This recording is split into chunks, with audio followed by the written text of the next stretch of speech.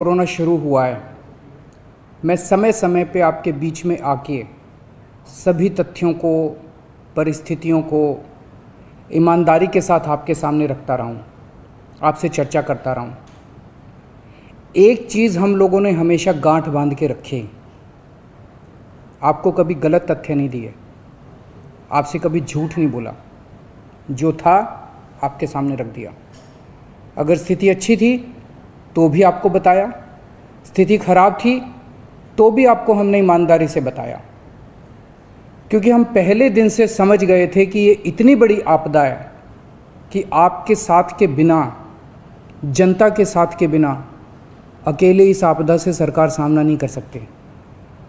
जनता का सहयोग और जनता की सहभागिता इस पूरे संघर्ष में बेहद ज़रूरी है।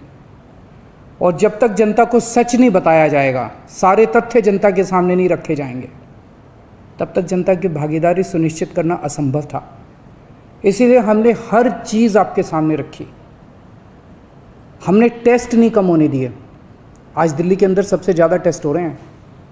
मैं तो ये कहूँगा कि अगर प्रति 10 लाख की पॉपुलेशन पे देखा जाए तो शायद पूरी दुनिया में सबसे ज़्यादा टेस्ट दिल्ली में हो रहे हैं। मैंने देखा कि कई जगहों पे उन्होंने टेस्ट कम कर दिए, टेस्ट कम कर दिए तो केस कम आने लग गए। इस तरह से तथ्यों के साथ कई जगह हेर फेर करने की कोशिश की गई। हमने ऐसा नहीं किया, हमने टेस्ट कम नहीं किए, उल्टे कम करने की वजह हमने दिल्ली में टेस्ट कई गुने बढ़ा दिए। आज लगभग 1 लाख टेस्ट दिल्ली में डेली हो रहे हैं।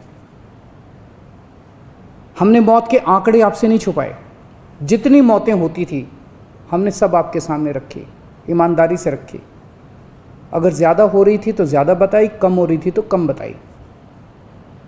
कितने बेड्स हैं, कितने आईसीयू बेड्स हैं, क्या परिस्थितियां हैं, हर चीज़ आपके सामने ईमानदारी के साथ रखी। और इसी वजह से जब भी हमने कड़े निर्णय लिए, हमें आपका पूरा सहयोग मिला, दिल्ली की जनता का पूरा सहयोग मिला। मैं हमेशा कहता हूं कि हमारी दिल्ली एक परिवार है। दिल्ली के 2 करोड़ लोग एक परिवार हैं, और जब परिवार में कोई आपदा आती है तो सारे परिवार के लोग मिलकर उसका सामना करते हैं। अब भी हम सभी मिलकर इसका सामना करेंगे। पहले भी जीत हुई थी, अब भी जीत होगी। आज दिल्ली में क्या परिस्थिति है? पिछले 24 घंटे में दिल्ली में लगभग 23,500 केस आए हैं। उसके पिछले 24 घंटे में लगभग 25,500 केस आए थे। तो पिछले 3-4 दिन से रोज़ हम देख रहे हैं लगभग 25,000 के करीब केस आ रहे हैं। पॉजिटिविटी बहुत ज़्यादा बढ़ गई है, संक्रमण दर बहुत ज़्यादा बढ़ गई है।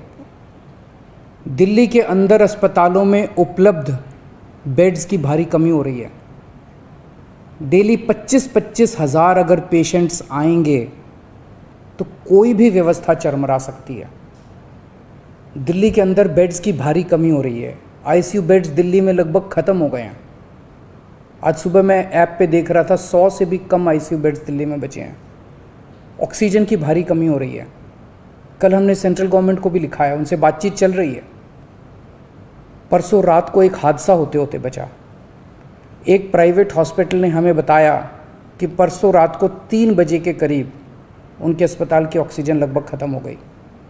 वो बोले जी हम तो बहुत बुरी तरह से डर गए, बहुत बड़ा हादसा हो सकता था। इधर उधर हाथ पैर मार के किसी तरह से उन्होंने कहीं से ऑक्सीजन का इंतजाम किया। दवाइयों की कमी हो रही है, रेमडेसिविर दवाई की खासकर काफ़ी कमी हो रही है। ये सारे तथ्य मैंने आपको डराने के लिए नहीं बताए, ये सारी परिस्थिति है। और इन परिस्थितियों में हमें अब अगला कदम क्या उठाना है, इस पे चर्चा करने के लिए मैंने आपको ये परिस्थिति बताई है। तो दिल्ली के अंदर कोरोना की परिस्थिति काफ़ी गंभीर है।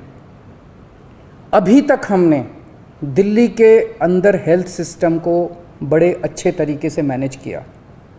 दिल्ली में 4थी वेव आई है।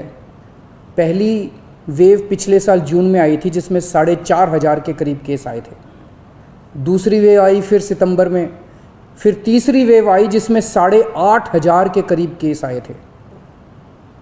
दुनिया के कई शहर ऐसे हैं, बड़े बड़े देशों के, विकसित देशों के शहर, जहाँ 6,000 केस आए तो उनका पूरा हेल्थ सिस्टम चरमरा गया, कोलैप्स कर गया। दिल्ली में 8,500 केस आए पिछली बार तीसरी वेव में, तब भी हमारा सिस्टम कोलैप्स नहीं किया, उल्टे हमने और ज़्यादा अपनी तैयारियां शुरू कर दी। आज 25,000 केस आए हैं। अब दिल्ली का हेल्थ सिस्टम अपनी सीमा तक पहुंच गया है। हमारा हेल्थ सिस्टम अब बहुत ज़्यादा तनाव में है। मैं ये नहीं कहूँगा कि हमारा हेल्थ सिस्टम अभी कोलैप्स किया है, लेकिन आज हमारा हेल्थ सिस्टम बहुत ज़्यादा तनाव में है। किसी भी हेल्थ सिस्टम की अपनी सीमाएं होती हैं। अनगिनत पेशेंट्स तो कोई भी सिस्टम नहीं ले सकता ना। किसी भी सिस्टम की अपनी सीमाएं हैं। पिछले 5 साल में आपकी सरकार ने दिल्ली में बहुत बड़े स्तर पे स्वास्थ्य के क्षेत्र में काम किया है। खूब नए हॉस्पिटल खोले हैं, मोहल्ला क्लिनिक, पॉलीक्लिनिक बनाए हैं। बहुत बड़े स्तर के ऊपर स्वास्थ्य के क्षेत्र में काम हुआ है। यही कारण है कि आज 25,000 केस के ऊपर भी दिल्ली का सिस्टम चल रहा है। लेकिन अब इसके बाद अगर तुरंत कुछ कठोर कदम नहीं उठाए गए तो ये सिस्टम कोलैप्स कर सकता है। और अगर हेल्थ सिस्टम कोलैप्स कर गया तो मुझे डर है कहीं बहुत बड़ी त्रासदी ना हो जाए। जैसे मैंने बताया कि कल एक अस्पताल में ऑक्सीजन बिल्कुल ख़त्म हो गई थी और बहुत बड़ी त्रासदी होते होते बची। मैंने वीडियोस देखे हैं, तस्वीरें देखी हैं, आपने भी देखी होंगी सोशल मीडिया पे। दुनिया के कई शहर ऐसे हैं जहां कॉरिडोर में पेशेंट्स पड़े हुए हैं, सड़कों के ऊपर लोग दम तोड़ रहे हैं। अभी तक हमने दिल्ली को उस किस्म की त्रासदी से बचाया है, वैसा नहीं होने दिया। आज सुबह 11 बजे मेरी और एलजी साहब की मीटिंग हुई और इन सारे पहलुओं के ऊपर, सारी परिस्थिति के ऊपर काफ़ी विस्तार से बातचीत हुई। और उस बातचीत के बाद हमें ये लगा कि दिल्ली का हेल्थ सिस्टम बड़ी मात्रा में और अधिक पेशेंट्स अब लेने में असमर्थ है।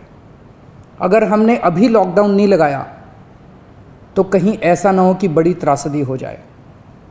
हम किसी भी हालत में दिल्ली को उस परिस्थिति में नहीं ले जाना चाहते जहां कॉरिडोर के अंदर पेशेंट्स पड़े हैं, सड़कों पे लोग दम तोड़ रहे हैं। आज सभी परिस्थितियों का जायजा लेने के बाद आपकी सरकार को ये लगता है कि दिल्ली में कुछ दिन के लिए लॉकडाउन लगाना ज़रूरी है, तो आज रात को 10 बजे से अगले सोमवार को सुबह 5 बजे तक 6 दिन के लिए दिल्ली में लॉकडाउन लगाया जा रहा है।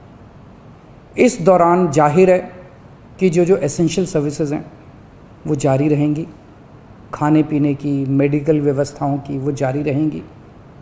ये शादियों का सीज़न है, लोगों के बड़े मुश्किल से रिश्ते बनते हैं, हम उनके रिश्ते तोड़ना नहीं चाहते, तो लोगों की शादियां संपन्न हों, लेकिन केवल 50 लोगों के गैदरिंग के साथ संपन्न हो।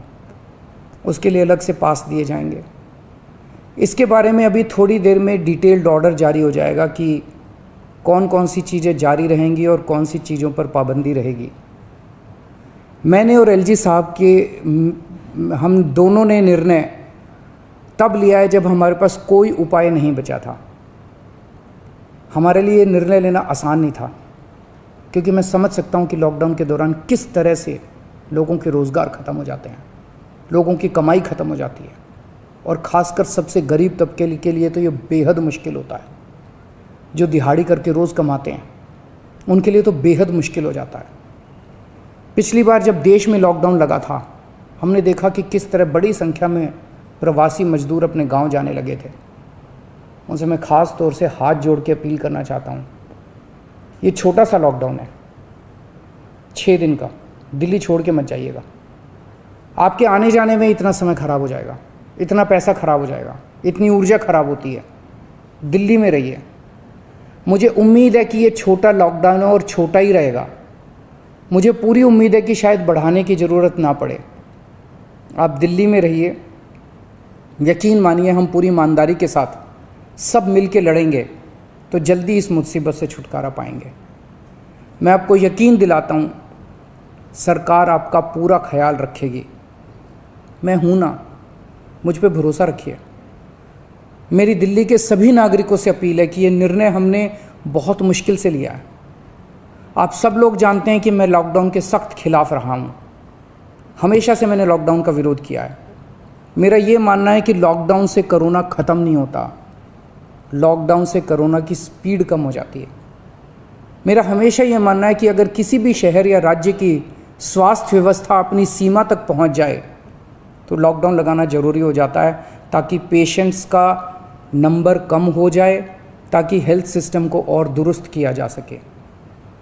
ये जो 6 दिन का लॉकडाउन हम लगा रहे हैं, ये जो 6 दिन हम ले रहे हैं आपसे, इन 6 दिनों के अंदर हम बहुत बड़े स्तर के ऊपर और दिल्ली में बेड्स की व्यवस्था करेंगे। केंद्र से हम मदद मांग रहे हैं, उनसे लगातार संपर्क में हैं।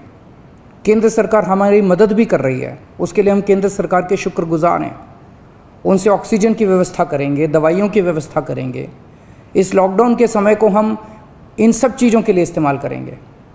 मेरी अब सब लोगों से गुजारिश है कि लॉकडाउन का पूरी तरह से पालन करें, घर से बाहर इस दौरान ना निकलें। पहले भी हमने कई कठिन निर्णय लिए और आपने मेरा पूरा साथ दिया। मुझे पूरी उम्मीद है आज भी आप मेरा साथ देंगे। हम मिलके इसका मुकाबला करेंगे और ज़रूर जीतेंगे। नमस्कार।